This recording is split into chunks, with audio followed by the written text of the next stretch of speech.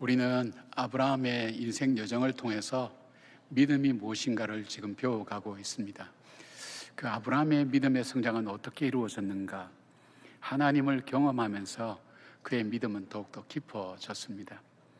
처음에 아브라함이 시작했던 그 하나님은 복을 주시는 하나님이었습니다. 나이가 75세가 되도록 자녀도 없이, 그 당시 문화에서는 정말 복이 없는 사람, 미래가 없는 사람으로 인생의 갈급함을 살고 있던 아브라함에게 하나님께서 자녀와 그리고 땅을 주신다는 그 약속을 믿고 아브라함의 여행은 시작됩니다. 그래서 갈대아 우르를 떠나서 결국 가나안 땅에 와서 살게 됩니다. 그리고 거기에서 그는 구원하시는 하나님, 그리고 언약하신 것을 반드시 지키시는 하나님을 경험하게 됩니다. 여호와 하나님을 경험합니다. 그리고 또 구원자 되시고 세상의 주인이신 지극히 높으신 하나님 엘리온 하나님을 그가 경험하죠. 그리고 또한 우리가 함께 나누었던 엘샤다이 전능하신 하나님을 경험하고 이 엘올람 즉 영원하신 하나님을 고백합니다. 이 과정을 통해서 아브라함은 믿음이 절정에 이르게 되었습니다. 오늘 본문은 아브라함의 믿음이 절정에 이르렀을 때에 하나님께서 아브라함에게 100세에 얻은 아들 이삭을 하나님이 지시하는 모리아산으로 가서 번제로 드리라는 말씀을 듣습니다. 번제는 제물을 죽이고 각을 떠서 불에 완전히 태워서 드리는 제사를 말합니다. 보통 소나 양을 제물로 드리는데 하나님은 독자 아들을 제물로 바치라는 것입니다. 죽여서 불태우라는 것입니다. 이게 가능한 일인지, 그렇게 순종할 수 있는지 우리가 아무도 상상하지 못합니다. 근데 결국 아브라함은 하나님께 온전한 순종을 합니다. 이것을 통해서 아브라함의 신앙은 한 단계 더 올라갑니다. 즉 준비해 주시는 하나님, 여호와 이레의 하나님을 그는 경험하게 되면서 믿음의 조상으로 되어져 가는 과정을 보게 됩니다. 이러한 하나님을 경험한 아브라함의 믿음의 여정을 통해서 믿음이 갖고 있는 원리가 뭘까? 어떤 특성이 있는가 하는 것을 우리가 찾아볼 수가 있습니다. 저와 여러분이 살아가는 믿음의 생활을 하면서 내가 믿는 이 믿음은 대체 어떤 원리가 있는가? 그것을 우리가 한번 찾아보면서 여러분이 살아온 지난 날들, 또 믿음 생활을 하면서 앞으로 살아갈 날들을 돌아보면서 이 믿음은 어떤 원리를 갖고 있는가? 크게 한 3가지를 말씀드리려고 합니다. 이 믿음이라고 하는 것은 시험을 통해서 성장한다는 것, 이 아브라함을 통해서 볼 수 있는 것. 두 번째는 믿음은 순종을 통해서 완성된다는 것. 그리고 세 번째, 믿음에 순종할 때 하나님이 예비하신 복이 있다는 것. 바로 이 3가지 특징을 함께 나누면서 저와 여러분의 믿음의 부유함이 넘칠 수 있는 그런 시간 되기를 바랍니다. 아브라함의 믿음 여정을 통해서 깨달을 수 있는 믿음의 원리, 첫 번째는 믿음은 시험을 통해서 성장한다는 것을 우리는 기억해야 됩니다. 1절에 보니까 그 일 후에 하나님이 아브라함을 시험하시려고 그를 부르시되 아브라함아 하시니 그가 이르되 내가 여기 있나이다 라고 대답합니다. 여기에 그 일 후라고 하는 것은 아브라함이 하나님을 영원하신 하나님으로 믿고 살아가는 믿음의 절정기의 그 시기를 얘기합니다. 그리고 하나님은 고유명사이기 때문에 정관사가 필요 없지만 여기에 정관사 하라는 것이 붙어서 이 하나님이 어떤 하나님인가 하는 것을 말씀합니다. 아브라함을 인도하고 복을 주시고 은혜를 베푸시고 그리고 함께 하신 그 동일하신 그 하나님, 그 하나님께서 아브라함에게 시험하신다는 그 말씀입니다. 이 시험으로 쓰인 히브리어 나사라는 것은 주어가 누구이냐에 따라서 그 단어의 의미가 바뀝니다. 우리말 성경에는 시험과 유혹이라는 단어를 혼용해서 사용하지만 영어 성경에는 이 테스트와 템테이션으로 구분해서 사용하고 있습니다. 테스트나 이 유혹은 공통점이 둘 다 어렵고 고통스러우며 분별이 어렵다는 것입니다. 그러나 이 시험이 하나님으로부터 나올 때에는 테스트라고 그렇게 쓰여지고 그 목적은 믿음을 더 견고하기 위한 훈련이며 하나님을 믿는 백성이 어떻게 살아야 하는가 하는 것을 말씀해 주시는 교육적이고 교훈적인 의미가 있습니다. 왜냐하면 믿음이 견고한 사람이 하나님의 도구로 쓰임을 받을 수 있기 때문입니다. 그래서 하나님이 주시는 시험을 바울은 고린도전서 10장 13절에 이렇게 말씀합니다. 사람이 감당할 시험 밖에는 너희에게 당한 것이 없나니 오직 하나님이 미부사 너희가 감당치 못할 시험 당함을 허락지 아니하시고 시험 당할 즈음에 또한 피할 길을 내사 너희로 능히 감당하게 하시느니라, 그렇게 말씀합니다. 야고보는 오히려 1장 2절에 보니까 너희가 여러 가지 시험을 만나거든 온전히 기쁘게 여기라고 역설적으로 말씀합니다. 왜냐하면 이 시험을 통해서 하나님이 인간을 복되게 하시기 때문입니다. 아브라함도 인생의 크고 작은 시험의 계곡과 폭풍과 시련을 거치면서 연약한 자기 자신을 발견하게 됩니다. 그리고 그 하나님이 얼마나 놀라운 분인가 하는 것을 그가 깨달으면서 믿음이 견고해져서 영원하신 하나님을 신뢰하고 하나님만 의지하고 살아갈 수 있었고 믿음의 조상으로 세워질 수가 있었기 때문입니다. 반면에 주어가 마귀가 될 때에는 유혹이라는 단어로 쓰여지면서 우리를 파멸시키기 위해서 다가오는 그런 어떤 어려움을 말합니다. 유혹은 결국 하나님으로부터 멀어지게 만들고 세상과 가까워지게 되면서 하나님을 불신하고 절망하다가 결국은 파멸로 끝나게 만드는 것이 바로 이 유혹입니다. 야고보서 1장 13절에 하나님은 친히 아무도 시험하지 않으신다고 말씀하는데 여기에 유혹은 바로 템테이션을 말합니다. 그러면 아브라함에게 하나님이 주신 시험이 무엇입니까? 2절 말씀 보니까 여호와께서 이르시되 내 아들 내 사랑하는 독자 이삭을 데리고 모리아 땅으로 가서 내가 내게 일러준 한 산 거기서 그를 번제로 드리라는 것이 바로 이 시험의 이 내용입니다. 그런데 이 아들 이삭이 어떤 아들입니까? 그토록 그가 100세까지 기다렸던 아들이 아닙니까? 하나님은 이 아들을 얼마나 사랑하는지 콕 집어서 얘기합니다. 내 아들, 내 사랑하는 독자 이삭을 데리고 모리아 땅으로 가서 내가 일러준 한 산 거기서 그를 번제로 드리라고 말씀합니다. 이 가능할까요? 번제는 제물을 죽여서 각을 뜨고 사지를 버려서 불에 태워서 제가 되도록 하는 제사입니다. 이 시험의 내용이 뭘까요? 이 시험의 내용은 내 아들 이삭이 너의 아들이 아니라 하나님의 아들인 하나님의 소유라는 것을 증명하라는 것입니다. 이삭은 아브라함과 사라가 죽었던 육신에서 주신 그런 아들이기 때문에 이 아들은 하나님이 주셨고 하나님의 것임을 아브라함은 믿었습니다. 아브라함은 자기 삶을 통해서 하나님을 알아가다가 마지막에 영생하신 하나님을 믿는 그 믿음의 절정의 시기에 하나님께서 백세에 주신 그 아들을 죽이라는 것입니다. 이해할 수 없죠. 하나님께서 이 아들을 통해서 후손을 복되게 하신다고 하신 그 하나님의 약속과 이 아들을 죽이라고 제사 지내라고 하는 그것은 모순된 명령처럼 보여집니다. 근데 우리가 생각할 것은 우리가 예수를 믿는다고 할 때는 두 가지 전제가 있습니다. 여러분이 내가 예수 그리스도를 나의 구세주와 주님으로 믿는다고 할 때는 두 가지 전제가 반드시 그 속에 들어 있어야 됩니다. 하나는 하나님의 절대 주권을 믿는 것입니다. 하나님께 절대 주권이 있다는 것. 또 하나는 하나님의 말씀은 우리가 반드시 지켜야 될 삶의 원칙이고 그리고 순종하며 생명과 마찬가지라는 것을 믿는 믿음이 우리들 속에 전제되어 있다는 것입니다. 따라서 우리에게 하나님께서 시험하실 때에 우리 자신이 결코 포기할 수 없는 것을 말씀하시면서 이것이 너의 소유가 아니라 나의 소유임을 증명하라는 것입니다. 여러분이 흔히들 그렇게 얘기합니다. 내 삶은 내 것이 아니라 하나님의 은혜입니다. 하나님의 것입니다. 그런 고백들 많이 합니다. 내게 주신 이 기업도, 내게 주신 가정도 하나님께서 주신 하나님의 것입니다. 그 신앙 고백을 우리가 자주 합니다. 근데 하나님이 시험하시는 뭐냐면 그것이 정말 하나님의 것인 것을 너가 증명해 보이라는 것입니다. 어떻게 해야 될까요? 사랑하는 여러분, 저는 헌금에 대한 말씀을 여러분에게 잘 드리지 않습니다만은 추수감사 예물과 이 신년 헌금을 강조하는 이유가 있습니다. 왜냐하면 이것은 헌금이 아니라 우리의 신앙 고백이기 때문입니다. 추수감사 헌금은 모든 것이 주님께서 주신 것임을 증거하는 바로 예물입니다. 신년 헌금은 천하보다 귀한 내 생명이 하나님께서 주신 것임을 고백하는 증거이기 때문입니다. 우리가 내가 살아가는 내 삶이 내가 만들고 내가 이루고 내가 갖고 오고 내가 세워놨던 그런 삶이 아니라 전적으로 하나님께서 내게 주신 것입니다. 내 가족들도, 내 사업도, 나의 건강도, 모든 것 하나님이 주신 것입니다 하는 증거를 하나님께서 요구하실 때 여러분 이것을 가지고 어떻게 증거하시겠습니까?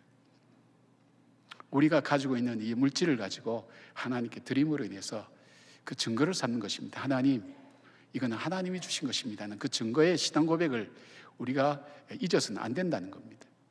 우리는 시간 속에 살아갑니다. 하나님께서 우리의 시간을 거둬가시면 우리 이 땅을 떠날 수밖에 없습니다. 우리가 살아있는 동안 이 생명 가지고 살아갑니다. 그런데 이 생명이 하나님께서 내게 주신 것이라는 것, 하나님의 것이라는 것을 어떻게 증명하시겠습니까? 시간의 주인이신 하나님 앞에 우리가 구별하여 드리는 예물을 통해서, 삶의 헌신을 통해서 하나님이 주인이신 것을 고백하는 삶을 살으라는 것이 하나님의 시험의 핵심입니다. 여러분, 믿음의 시련은, 그리고 믿음의 연단은 아프고 고통스럽습니다. 때로는 절망하게 만듭니다. 그러나 그러기에 나의 연약함을 알고 내가 이루어 갈 수 있는 것이 아무것도 없다는 것을 우리가 깨닫기에 내 삶이 하나님께 있다는 것을 고백하게 되고 하나님을 의지하고 하나님 뜻대로 살아가는 삶을 하나씩 하나씩 우리가 만들어가는 것입니다.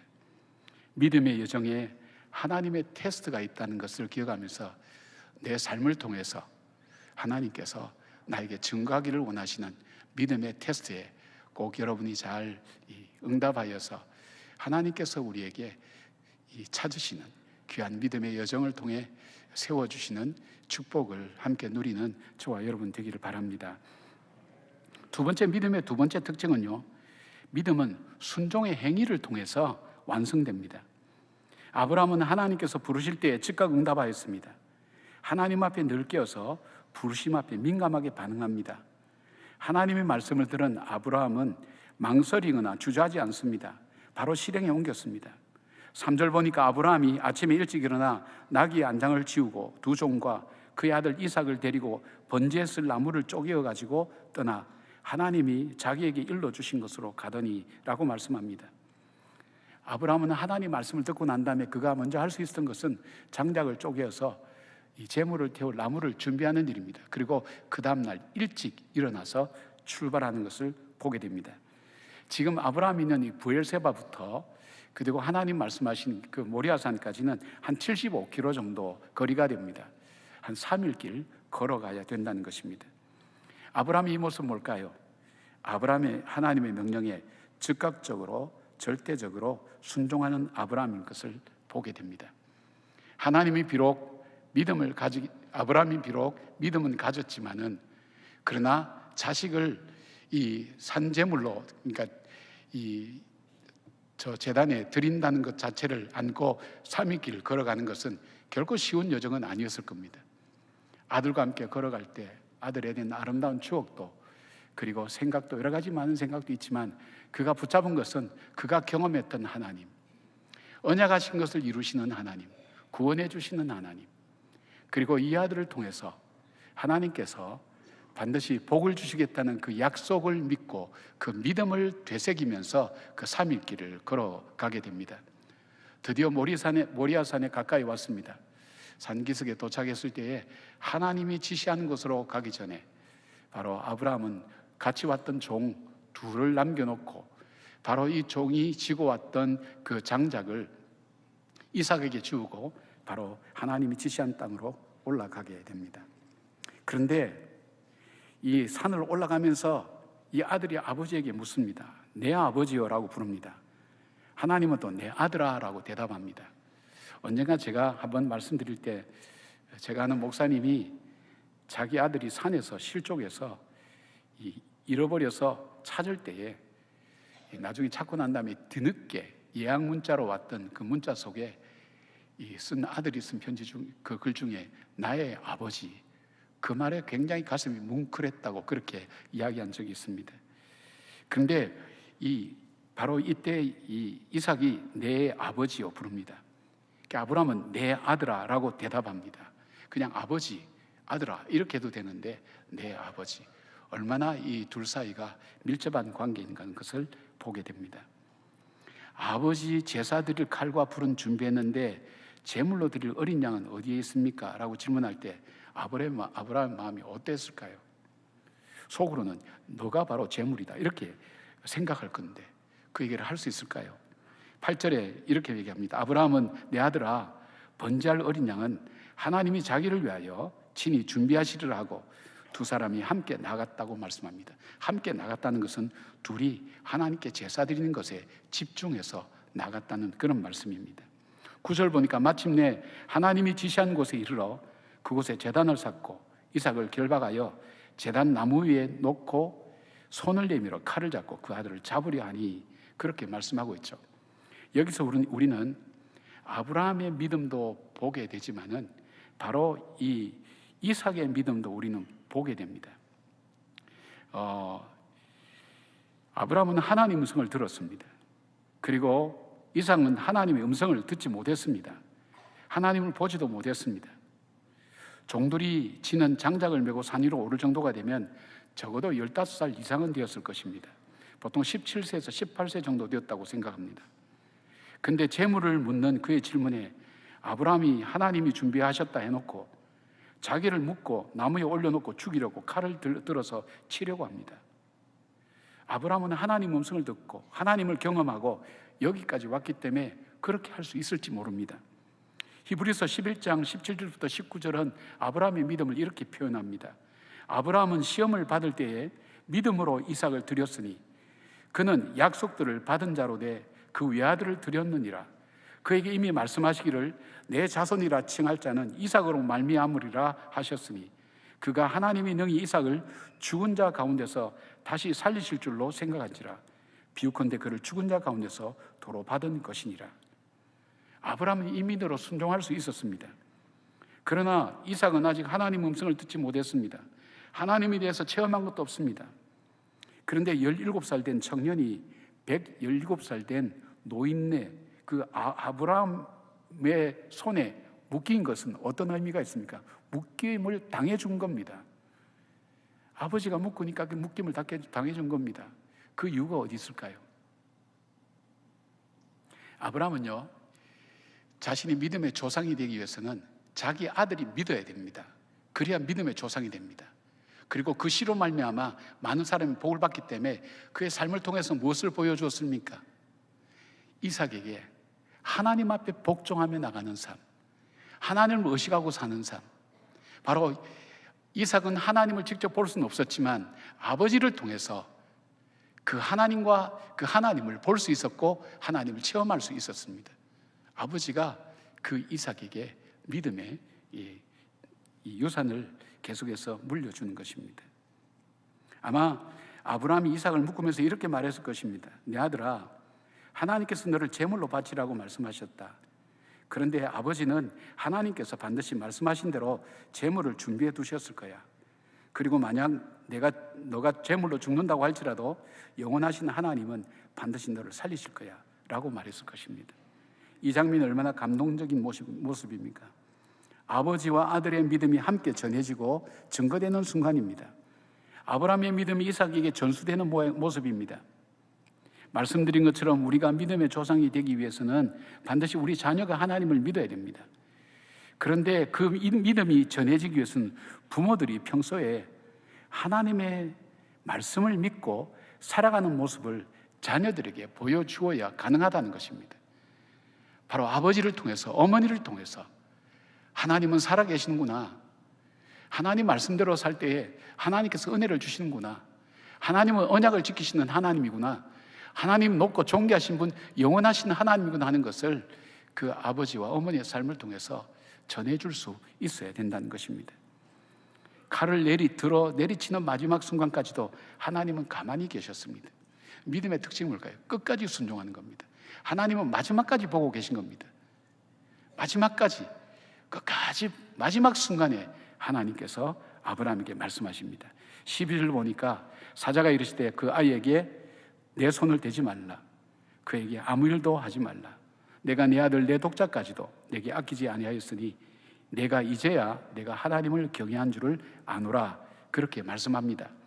우리 앞서 창세기 15장 6절에는 아브라함이 여호와를 믿으니 여호와께서 이를 그의 의로 여기셨다고 말씀했는데, 오늘 이 장면에서 그 의로 여기신 그 믿음이 행위로 나타나서 증거가 된 것입니다. 바로 그때 하나님께서 아브라함에게 언약하신 그 약속을 반드시 이루시겠다고 다시 언약하십니다. 본문 18절에 보니까 또 내 씨로 말미암아 천하 만민이 복을 받으리니 이는 내가 나의 말을 준행하였음이니라 하셨다 하니라. 야고보서 2장 14절에 보니까 내 형제들아, 만일 사람이 믿음이 있노라 하고 행함이 없으면 무슨 유익이 있으리요? 그 믿음이 능히 자기를 구원하겠느냐? 17절에 이와 같이 행함이 없는 믿음은 그 자체가 죽은 것이라고 그렇게 말씀합니다. 우리는 믿음을 선물로 받았습니다.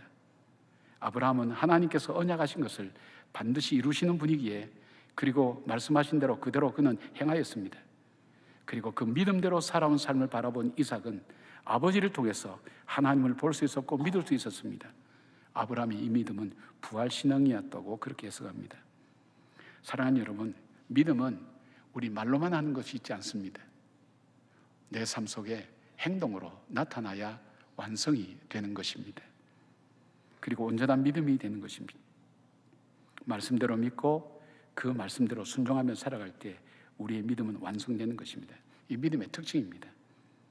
오늘 우리의 삶을 통해서 내가 정말 하나님을 믿고 그 하나님은 영원하신 하나님이라는 것을 우리 자녀들에게, 이웃들에게 증거로 보여주는 삶, 내 생활과 일상생활을 통해서 나타나는 그 삶을 살아가시는 믿음의 사람 되기를 주님의 이름으로 축복합니다. 세 번째 믿음의 특징은요, 시험을 통과할 때 하나님의 준비하신 복을 받게 됩니다. 13절 보니까 아브라함이 눈을 들어 살펴본 즉 한 수양이 뒤에 있는데 뿔이 수풀에 걸려 있는지라 아브라함이 가서 그 수양을 가져다가 아들을 대신하여 번제로 드렸더라 되어 있습니다. 하나님께서 이 시험의 목적이 뭘까요? 우리의 믿음이 더욱 견고해지고 지혜로워서 하나님의 자녀답게 살아가는 것입니다. 쉽게 말씀드리면 하나님만을 의지하며 영원하신 하나님과 동행하며 살아가는 삶을 살아가게 만드는 것이 하나님의 목적입니다. 이런 삶을 살아가는 여정 속에 여호와 이레의 하나님을 경험하게 하는 것입니다. 하나님의 이런 가운데 준비하시는 하나님이라는 것을 보여줍니다. 우리는 어려운 일을 갑자기 당할 때에 무엇을 해야 될지 알지 못합니다. 내 능력 밖의 일이 일어날 때에 우리는 할 수 없다고 포기할 수밖에 없습니다. 이 일을 위하여 준비한 것도 아무것도 없다고 얘기할지도 모릅니다. 그러나 하나님을 의지하고 믿을 때에, 하나님 말씀대로 순종할 때 하나님은 미리 준비하신 은혜를 우리에게 베풀어 주시게 됩니다. 하나님은 이삭 대신에 수풀에 순양을 준비하셔서 제사를 드리겠습니다. 그러나 이것이 우연이 아닙니다. 하나님이 지정하신 이 장소는 훗날 다윗이 죄를 지어 회개할 때에 아리우나 타작마당에 여호와의 사자가 나타나서 여기에 제단을 쌓고 속죄의 제사를 드린 곳입니다. 또한 이곳은 솔로몬의 성전이 지어진 곳이 되어서 하나님과 인간이 만나는 거룩한 곳입니다.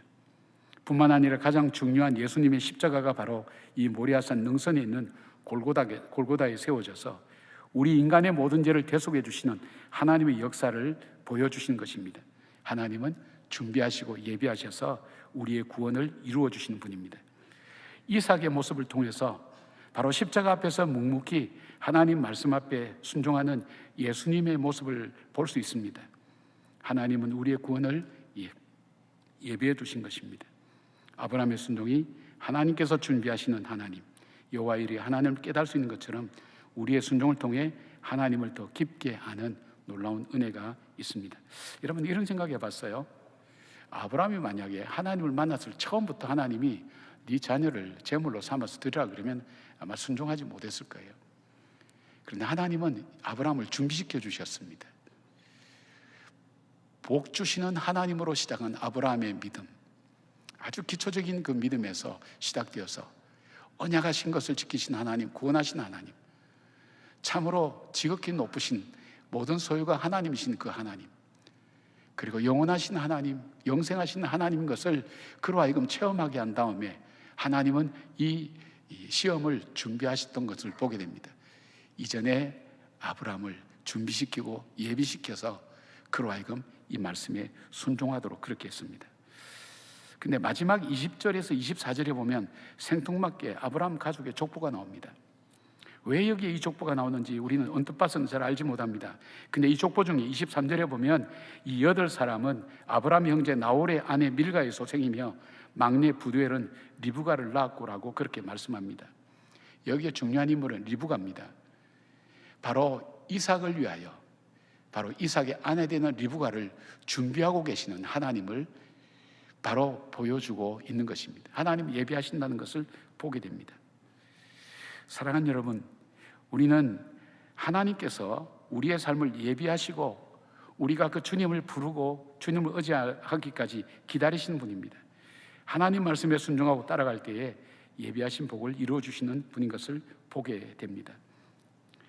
이 히브리어로 이 숲풀이라고 그렇게 되는데, 이게 원어로는 스바크라는 단어인데 이것은 나무로 이루어진 숲이 아닙니다.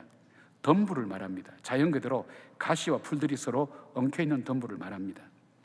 그런데 아브라함과 이삭이 장작을 짊어지고 하나님이 지시하는 곳까지 가기는 5km의 산길을 가야 됩니다. 그 당시에는 길이 없습니다. 그리고 어디로 가야 될지도 모릅니다. 하여튼 그 지점을 향해서 가는데 그 지점 앞에 기다리고 있는 것은 전부 가시덤불입니다. 덤불로 가득 찬 곳을 헤치면서 산으로 올라가야 됩니다.